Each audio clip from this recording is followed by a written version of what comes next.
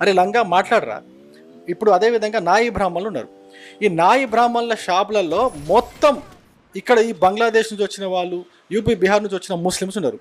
మరి వీళ్ళ వృత్తులన్నీ కూడా వీళ్ళు కబ్జా చేసుకొని వాళ్ళు కొత్తగా షాపులు పెట్టుకొని ఈ నాయి బ్రాహ్మణులకు వృత్తి లేకుండా ఉపాధి లేకుండా చేస్తున్నారు. దాని గురించి మాట్లాడిన వారు లఫంగా లంగా. దళితుల మీద వీళ్ళు అటాక్ చేస్తున్నారు మార్వాడీస్ అనే అంశం మీద మీరు ఏం చెప్తారంటే దళితులకు రావాల్సిన ఏదైతే ఆర్థికంగా కావచ్చు ఆర్థిక వ్యవస్థను కూడా దెబ్బతీస్తుంది మార్వాడి వ్యవస్థ, అలాగే వాళ్ళు చేసే బిజినెస్ లో కూడా ఎక్కువ శాతం కరప్షనే ఉంటుంది అనే దాని మీద కూడా మాట్లాడుతాను. నేను దీన్ని లాజికల్గా ఒకసారి చూడాలి.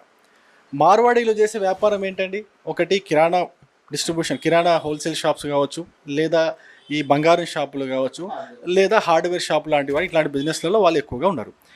ఇవన్నీ తెలంగాణలో చేసే వాళ్ళు ఎవరు? దళితులు కిరాణా షాపులు నడిపిస్తారు. ఇక్కడ ఏ గ్రామంలో నడిపిస్తారు చెప్పండి? మ్యాక్సిమం తెలంగాణలో ఈ కిరాణా